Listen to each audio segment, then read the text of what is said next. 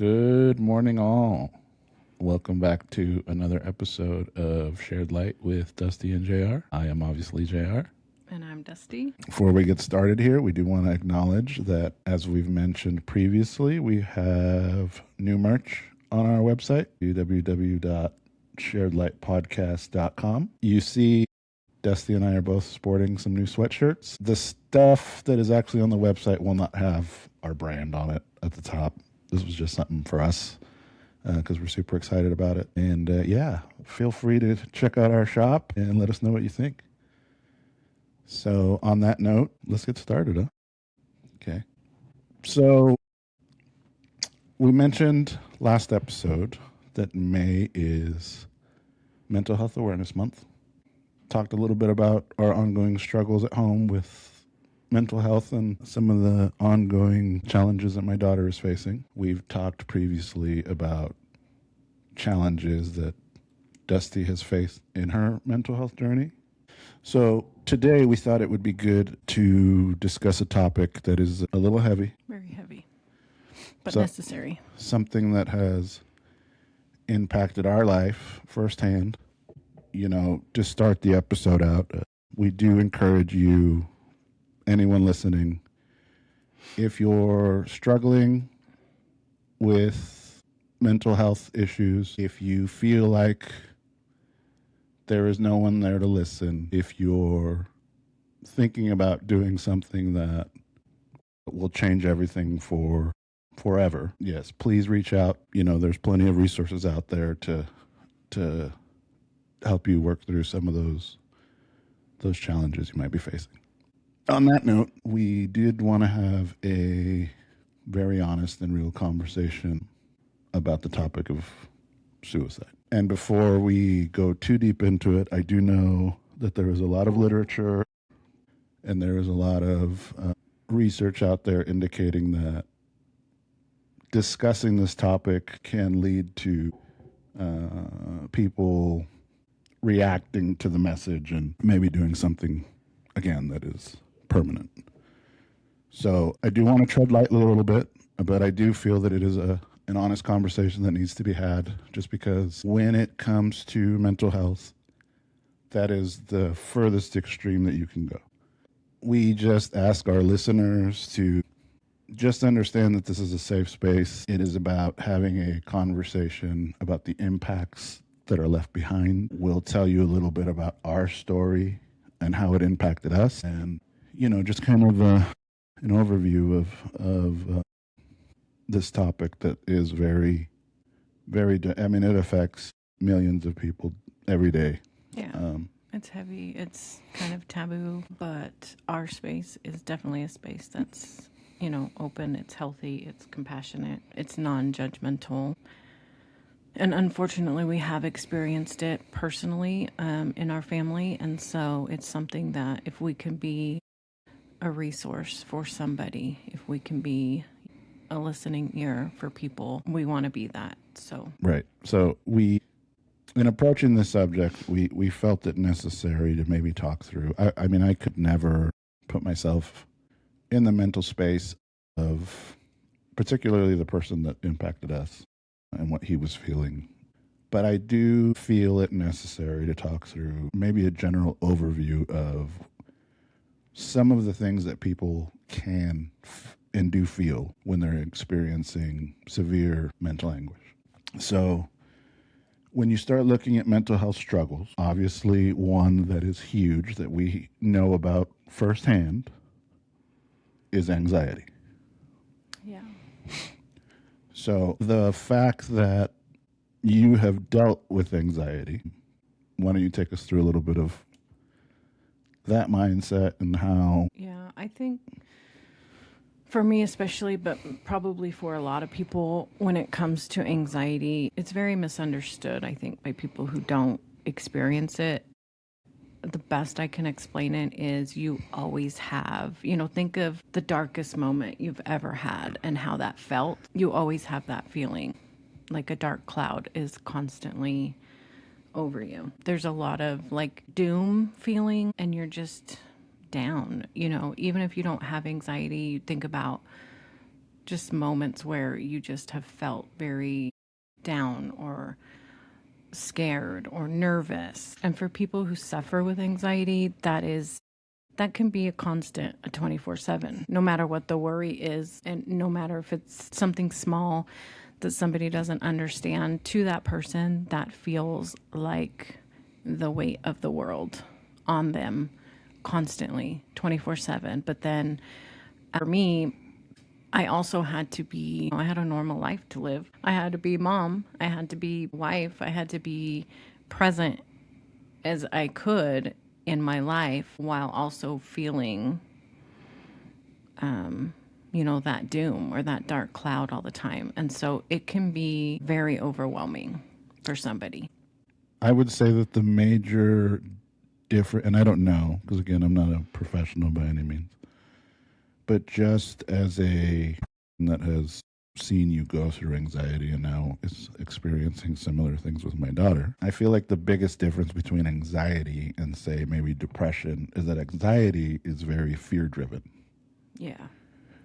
Where I feel like depression is very sadness driven. And I don't know that that's correct or not correct, but Yeah, I mean, they kind of a lot of times go hand in hand, just because you have the anxiety aspect where it is driven by fear and worry, but that leads to, whatever you're worried about, whatever you fear, whatever you're having that anxiety about brings on a lot of sadness. It makes you disassociate from the outside world, even from your, family, from your circle. And that brings on a lot of sadness. And part of that is too that for me anyway, it was I did not feel like myself. And so that brought on some depression of I don't know who I am. I just know that I'm feeling this doom all the time and sadness all the time. And I have no energy to do anything. I'm feeling like I don't have that hope or that in the morning time or whatever, when you get up and you're like, I have this, I got to get going with my day. I'm excited about this. I'm excited. There's none of that. Every day just feels compounded onto the next. You're carrying the weight and the anxiety and the depression from yesterday onto this day, and it just keeps adding up. So it's constant, but it's also building. yeah. And I know that one of the things for you, and one thing that I can imagine for the person that we'll speak about here a little bit later, is I feel like, and a lot of the research that I've done into the topic also, support the idea that people, when they start reaching a point where it gets to that stage, right, of wanting or thinking they need to take that next step, is that they feel like they are a burden on everyone around them. They get to a point where it's just so emotionally exhausting. It very much starts to drive that narrative of it would be better if I wasn't here. Yeah. Yeah, it kind of adds another layer onto what you're already feeling and dealing with that's already overwhelming, as you start to feel like my mental health, my anxiety, my depression is a burden to your loved ones or to the people you're around, because it does start to affect them. It starts to affect your relationships because it's affecting your everyday. Yeah. And especially if you're withdrawing, that's going to affect whoever is in your life. And so you start to feel guilty. You start to feel that you are a burden, that if they don't have to deal with that, it would just be a lot easier for them. I mean, one of the things, like, when all this stuff came out, when you and I finally sat down and had some discussions about what was going on, was you tried for a long time to just kind of hide it and deal with it and not.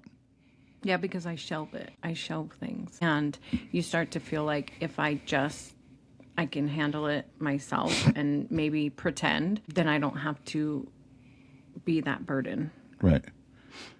So you're looking to hide it and shelve it so that you're protecting those around you, so that your kids don't have to feel about it.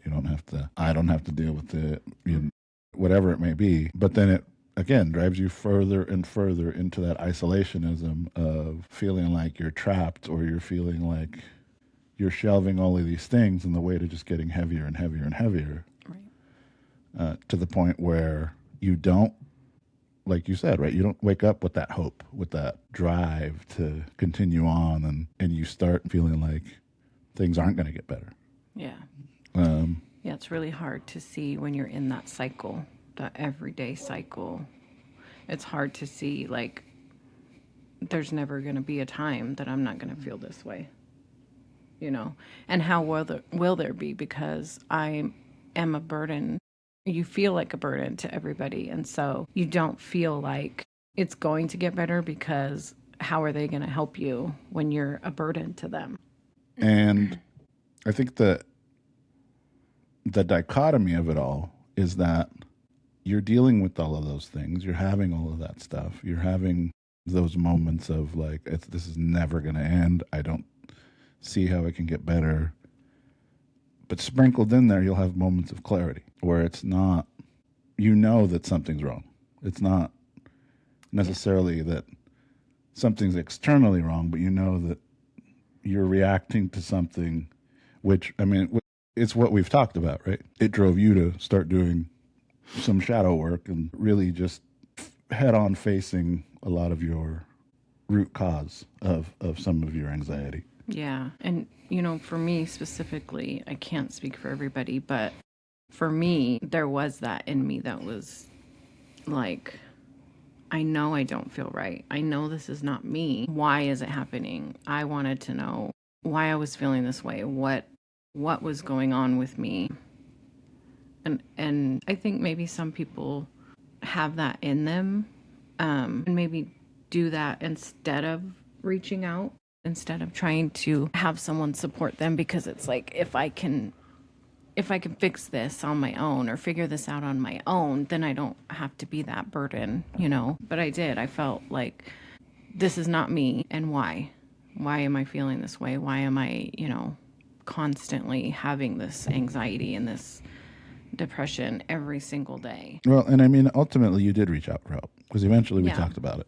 Yeah. And you did do some counseling for a little bit. And I mean, you took active steps to figure out what was going on. Yeah, I tried to be proactive.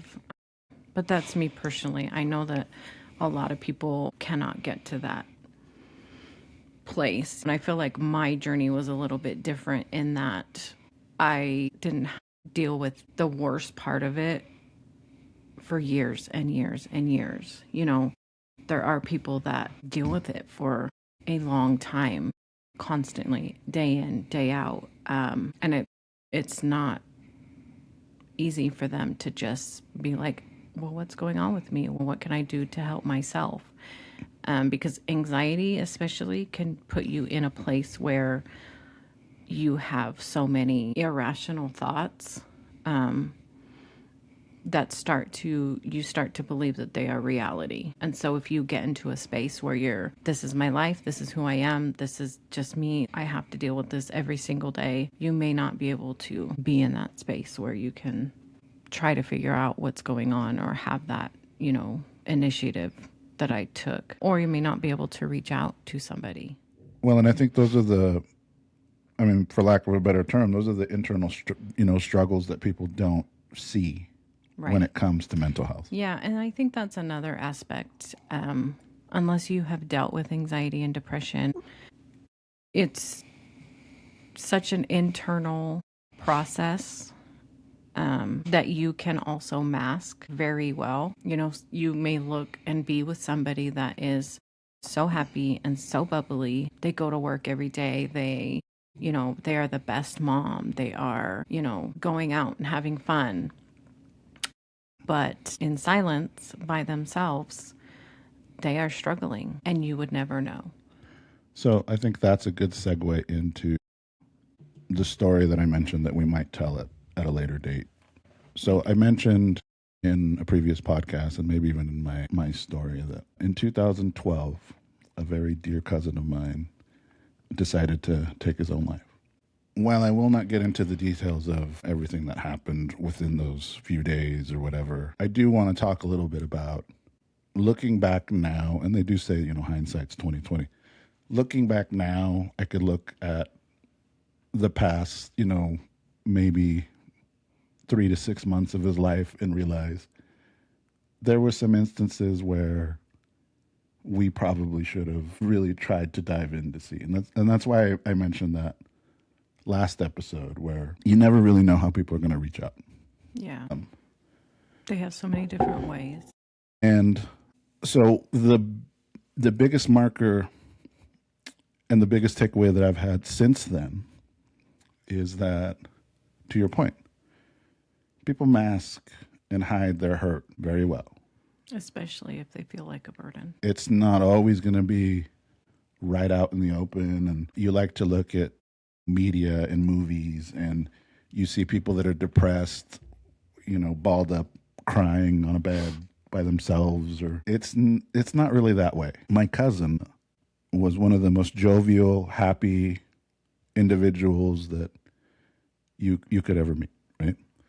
He was one of those people that you meet and you think there is no way this guy is as nice as he is with how he looks, because the other side of that was he was this big guy, scary looking to a lot of people, but he had one of the purest hearts that you could ever believe. And he was one of those that really just wanted to make sure everybody else was okay.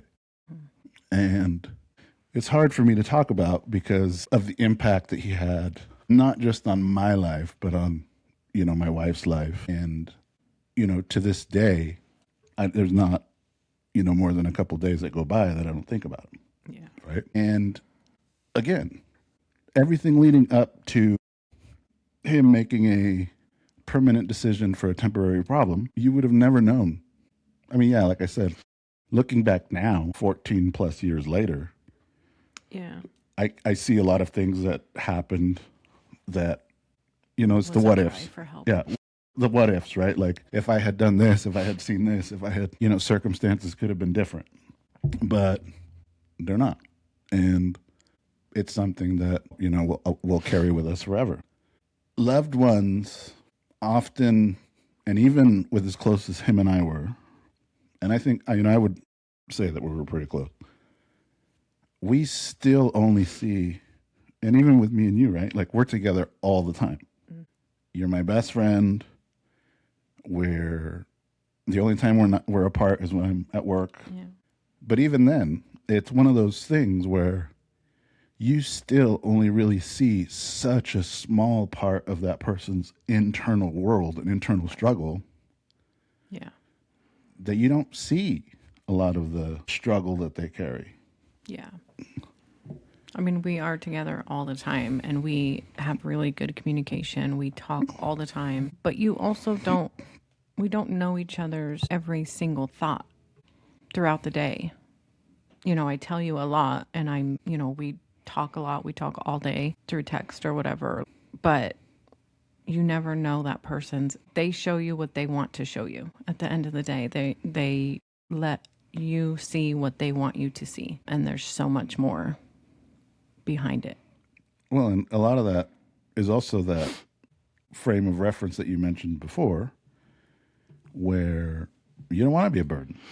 I don't want you to, and we talk about this all the time, right? Like you visibly see something's going on with me, you'll ask me, and then it's like, well, I'm stressed about this, and this. Right. But I don't want you stressed out, so I'm not trying to put it on you. Yeah, it's the same for me. Like there's still moments I have anxiety, but I don't always need to share those, especially now in my journey where I can kind of get a hold of the thoughts and stop them from spiraling, and I know my realities. And so even if I have a moment, I don't share every single moment because it just adds for you a layer of where is she at? Like, do I need to step in? I don't want you to have like those worries when it's something that may be a moment for me that is going to pass and I know is going to pass. So it's not always, you don't know what's behind every person's thought, especially when they're struggling that way. Which is hard. It's hard to fathom feeling so alone in the world that you would make a choice like that. Mm. But it might not even be that. It may just be that you feel like you have become such a burden that this is the only answer. Yeah. So, as I mentioned, 2012, my cousin decides to end his own life. And up until this point, I had dealt with loss. I mean, we talked about it. Had a friend of mine, my grandpa, traumatic instance where he was hit by a car, teacher drops dead in front of me. But a person taking their own life, it's so just different. Yeah. I mean, it's so different. The impact on everyone around them. Because it's not only is it sudden and shocking, but there is a lot of unanswered why. Yeah. I think that was the biggest thing for a long time for us was, what led up to it? What was he feeling or thinking in that moment? And I think that's probably the hardest part for me to think about is, how he was feeling, or what he was feeling, that he was so down and so distressed, that he felt that was the only option, That's the hardest, I think, part for me. Well, and just as people, we gravitate towards making sense of our world around us. You are looking at every aspect. You're looking at everything that happens in your world, and you're finding rationale patterns, whatever it may be. Even with anxiety, your body, your mind is picking up on cues to try and make sense of the world. Suicide, you don't get any of that. There is no logic. There is no rationale. Even if you know somebody's struggling, I still don't believe, and I don't know because I've never been on that side of it, but I still do not believe that you understand why. And not even the suddenness of it, it's just you want to make sense of it. I remember... Your brain wants to make sense of it. Yeah. Because I can look back today and tell you all of the irrational thoughts that I had on that day. Well, he didn't do this. It wasn't him. It was somebody else. It was, 1,001 different ideas and scenarios in my head because there is nothing logical behind it. There is nothing that you can gravitate to make sense of it. And then you're dealing with everybody's feeling that way. Like everybody that they had any kind of relationship with. Yeah. Which starts to lead toward a lot of the emotions that you experience as someone that has survived. Guilt. I remember I felt guilty for a long time. Yeah. You really feel that. What could I have done? What did I miss? Why didn't he say something or reach out? Or, why didn't I call him that day? Or we had plans later on that day. Yeah. And it was. I remember just like I didn't. What did I do? What did I say? What could I have done? What was there? What could have been different? Yeah. You get mad. I mean, I got mad at myself at the situation. I was never mad at him, but I do feel like people could possibly feel that. And again, it was the confusion of just trying to make sense of something that has no sense of logic. Yeah, and I think for me, there was a lot of sadness in, of course, that he was gone, but mostly that he felt that way or that he was struggling, but he didn't maybe feel like he could reach out or say something or confide in somebody, and that kind of makes you feel horrible because then you start to feel like, what am I not doing? Maybe he didn't feel comfortable coming to me. I want to be that person for people. I want to be able, that's our whole mission in life is to help people and to understand people and to be that person for people when they don't have anybody. So you start feeling like, what do I need to do differently? Because they didn't feel, or he didn't feel maybe comfortable coming to us.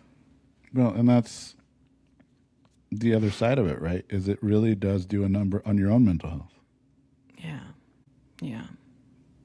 Because, I mean, you keyed in on it right there.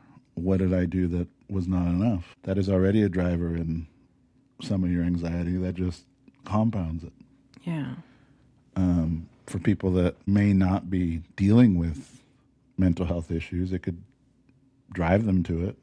Yeah. I could say that I'm sure, depressed for a really long time. I know that I drank for a long time because I didn't want to deal with it. I didn't want to feel it.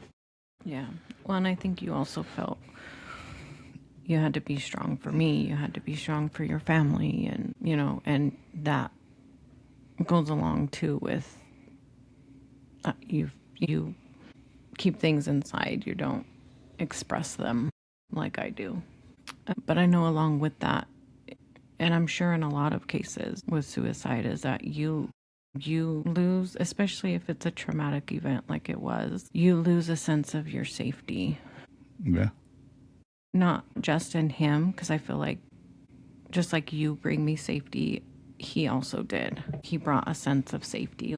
I know that he always had our back, whatever, whenever, whatever. So you kind of lose a sense of that, but you also lose a sense of safety in that who else is feeling that way that I love?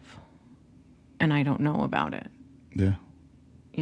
Who else is in that space, in that headspace, and that going through their struggle and has not reached out because you have this person that you were not able to help. So for me, it created kind of a fear like there could be somebody else that I love suffering and I have no idea. And it was and still is like that, right? You still, when we talked about it last episode, you don't, not, I would say a good majority of people are quickly dismissive of, because, and it's not to talk bad on anybody, because I'm guilty of it. Yeah. Because you're busy, you're dismissive of the way people are feeling or the way a situation is brought to your attention. It's real easy to just, well, let's deal with that tomorrow. Let's deal with that here in a few minutes. Yeah. Let's deal with that. I don't have time right now, but Like for me, it was, I mean, he was one of the strongest people I knew. It just shattered my whole idea of what it is to be strong, what it is to be the one that everybody relies on, what it is to be, all of that. And it also shattered, I think for a brief time, it really shattered just my self-image because I felt like, I mean, here I did so much to try and, ensure that he was safe or that he was this or he was that. And he was, dealing with some stuff and tried to be there. And like you said, right, it wasn't enough. So now at the time it was, well, I'm not enough. This just proves that. And that's the safety that was broken for me, was that I'd finally kind of started doing some things right. I had finally started taking some steps to do some things right. And this one just threw me for a loop. yeah. And I think it was a little bit harder in the aspect for you because you were trying to help him on that path for himself. We wanted that for him as well, and he really wanted that for himself. He wanted something different than what he was doing at the time, the way his life was going. So that was hard because even though we felt like we didn't do enough, we were doing what we could to help him get on a path that he wanted to be on. So I think that aspect made it a little bit harder. So, and then there's the other side of that, right? So now everyone is dealing with this grief. Now everyone is dealing with this shock and trying to process and figure out what happened, why. There's a lot of ripple effects that happened because of that. In terms of families, and I don't feel like our family dealt with it bad. I think everybody actually, at least for a brief moment in time, put all the other stuff aside and rallied and tried to make sense of everything. Yeah. Just try to make, I think, sure everybody was okay. I can see where it could very much drive a wedge, or it could create some unnecessarily conflict because now you're dealing with this traumatic incident, but through trauma and heightened grief, a lot of unresolved stuff comes out and a lot of unspoken questions come out. And then you start having bickering or fighting or. Well, and everybody grieves so differently. Like we said earlier, it goes the same with grief. Like, not everybody's mental health journey is the same, and not everybody's grief journey is the same. Some people are angry. Some people are just incredibly sad. Some people have all of the emotions. Some people withdraw and don't want to deal with it. There's just so many different ways that people grieve. Not everybody's going to grieve exact the same at the same time. That adds another layer of, could be tension, could be because maybe you don't feel like that somebody else is grieving the way you are, or they're not sad enough, or they're not mad enough, or they're not. Yeah. So that's hard.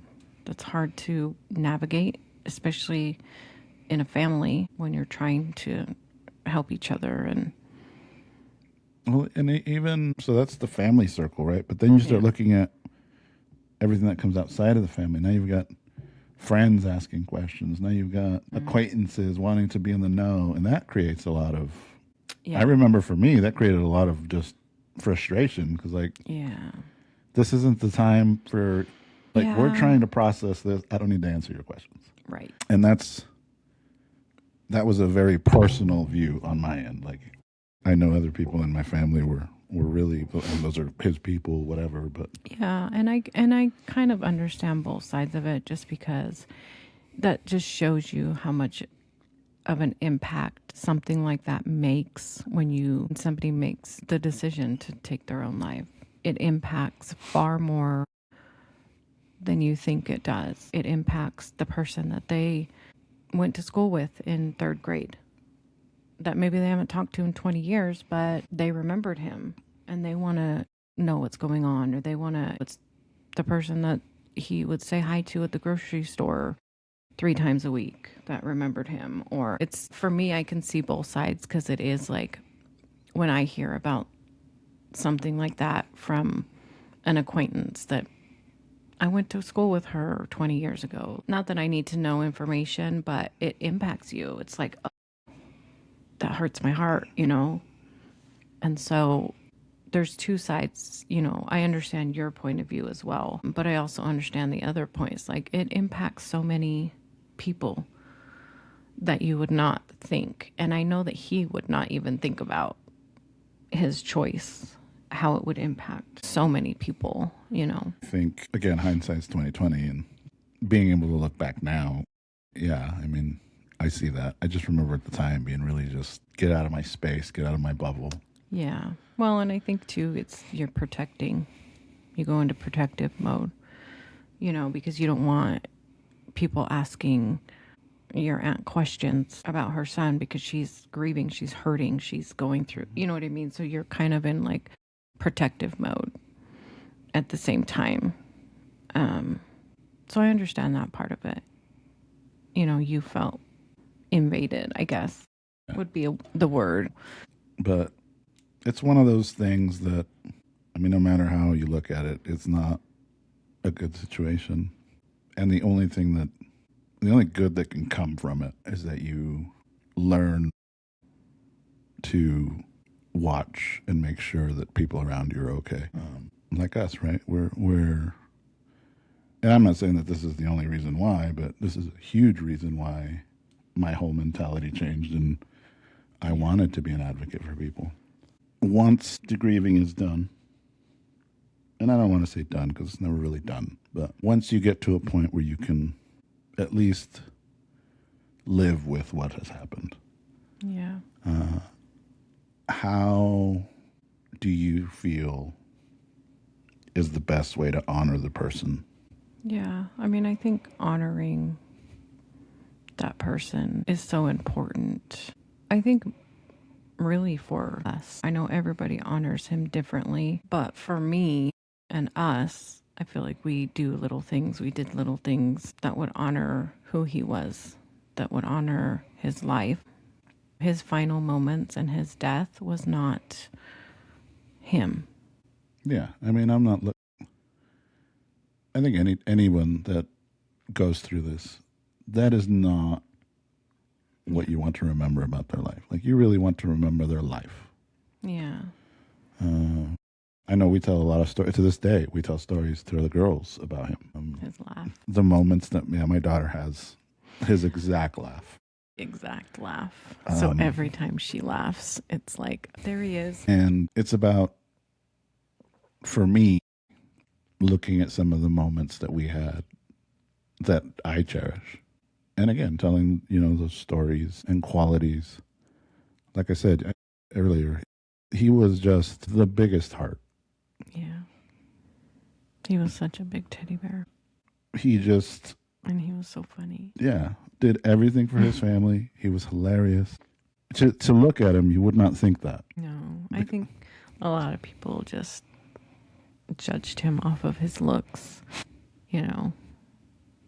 which a lot of people do. They judge people off their looks or mistakes that they've made, but really knowing him, he's so opposite of what people would think. He was just funny, and he made you feel safe. Like, even if you just met him, it was like, oh, he's a safe person. He just always made you feel included. And he was really one of the only ones that ever made me feel included in the family, even though, I was married into the family, and that can cause a lot of contention between families sometimes. But he never made me feel that way. He was one of the only ones that was like, oh no, like you're my family, you're my sister, you're my, I never felt like an in-law to him.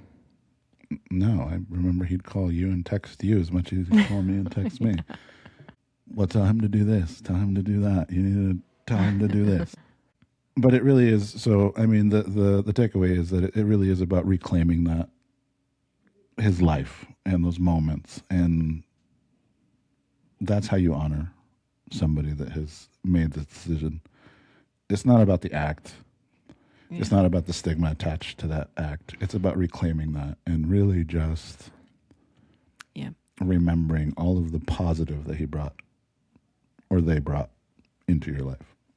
Yeah, and I think with that, think about how we remember him and how we talk about him now and the things we say. And it, if somebody were to come to us and ask, who was he? Like, how was he? And the things that we would say, I can look at it now. And I think that's what kind of helped me grieve him, is I can say, like, I need to be that for people now.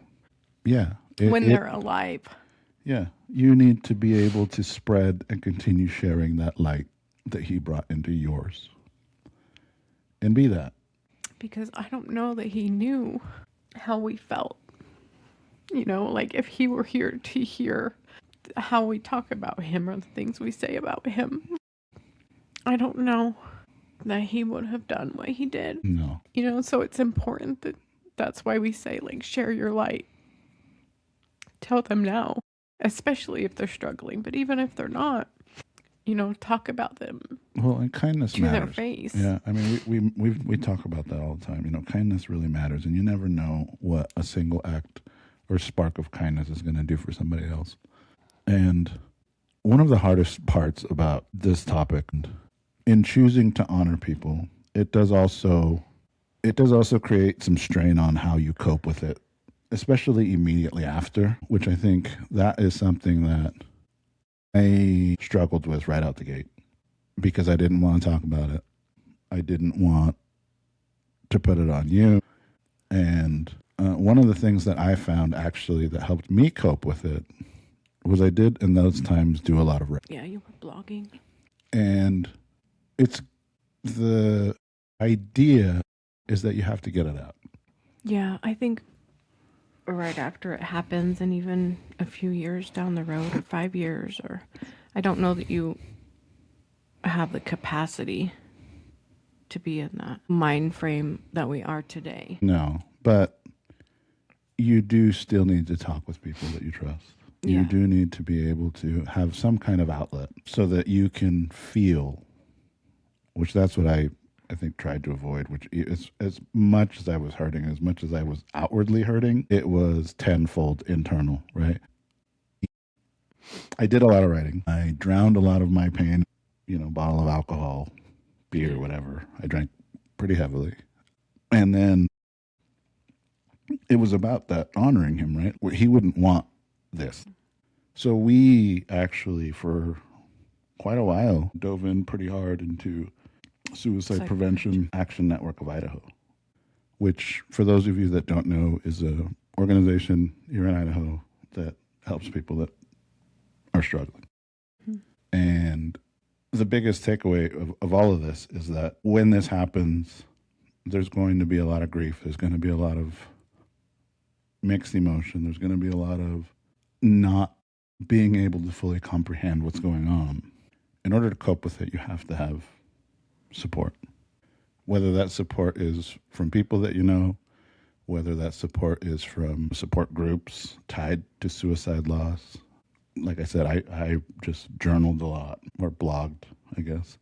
Whatever you can do, because I feel that my thinking, and I couldn't tell you the statistics or anything like that, but when it comes to suicide in particular, I know that there's studies out there that show that when you are a survivor of this particular incident, there is a higher chance that you or somebody else impacted by this will also do the same thing.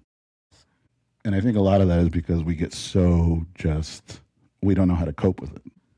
Yeah, and I think people also don't allow themselves to feel it. Like I said, you may not have the capacity to deal with it how you're supposed to and grieve how you're supposed to help yourself. And so that's why it's important to reach out to someone you trust, or even, like he said, groups. They're trained. They have resources. They are the professionals. Well, and they've been through it. And a lot of those been groups. Through it. Yeah. And so you can't handle it. That's okay. Because there are people there that can and that will help you handle it. And that's literally why they are there. The other side of that is, it's the unfortunate thing is that it's so common that whether or not you have been directly impacted by it, there's a very good chance that somebody has been. So the other side of that, if you're not necessarily the one coping as a survivor, is being a support to people that are grieving. And the thing you need to understand, particularly with this topic, is that you don't, and just grieving in general, you don't need perfect words. No. You don't need to have some grand gestures. Yeah, or some philosophical idea of what's happening. Yeah. You just need to be consistent, and you need to listen more than you speak. We talk about it all the time, right? Active listening, making sure that you're listening to what they're saying, making sure that you're listening with the intent to understand what they're telling you. Yeah. Understand that to be a support for somebody, it's going to look a little bit different for everybody. Yeah. Some people, like you, right? You don't need, all the time, you don't need people, or you don't even need me to listen to what you're saying. Sometimes you just need me in the room with you. Mm-hmm. And it can be that. It can literally be you and this other person in a room just so that they know that you're present. They just need your presence, yeah. Because it can be very lonely in that time.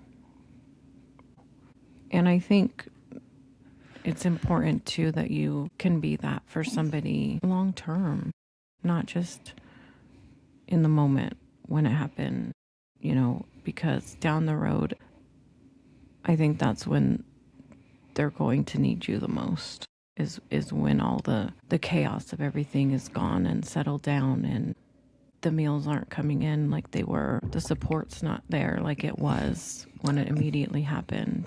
Well, that's when it gets the hardest, right? Is when everything goes quiet. Right.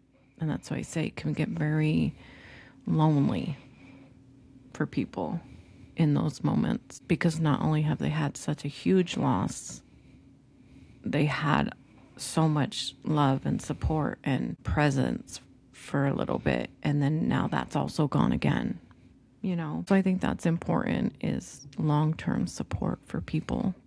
To kind of summarize everything, this is it's pretty heavy. Heavy topic. Yeah. One of the key ideas that hopefully our listeners gravitate to is the idea that grief isn't always going to be linear. It's going to be what it is for everybody. Some people will outwardly express grief in a very showy way. Some people will shut down and take themselves out of the world, so to speak. The real underlying thing to understand is that for everyone, whether it's you yourself have been impacted or somebody around you has been impacted, healing from this takes a long time. I don't know that you're ever really healed. And again, it's just so different than, at least for me, any other kind of loss that I've ever experienced. Because you can make sense of most everything else. And for those of you struggling out there, understand that you are truly not alone in this. Yeah. There's so many, not just so much support, but there's just so many people that have been through it, that know somebody that's been through it and been a support to them. There's so many people that unfortunately struggle with mental health. And it's not just you. It can feel isolating, and it can feel like you are the only one and that nobody really understands you or gets it. But I promise you there are people that do. There is somebody always there to listen, whether you believe it or not. And even in some of the darkest holes that you could possibly be in, and I know because I've been in some of those, there is always a spark of light somewhere that you can gravitate to and start using as your guiding light. I do encourage anyone listening, if you're struggling, know somebody who's struggling, please encourage them to take care of themselves. Encourage them to reach out and utilize whatever resources they can to help them get better. If you are struggling with any kind of mental health issues that is giving you thoughts of making a permanent decision to a temporary problem, please reach out to Suicide Hotline. And we'll include some resources as well. So we know this topic was a little heavy, but we did want to have a real honest conversation about the impact of choices that people make on survivors, just so anyone that is struggling understands that there are people out there that love you. There are people out there that do see your light, even if you don't, and there are resources to help. So with that, please continue sharing your light, and we will see you on the next one.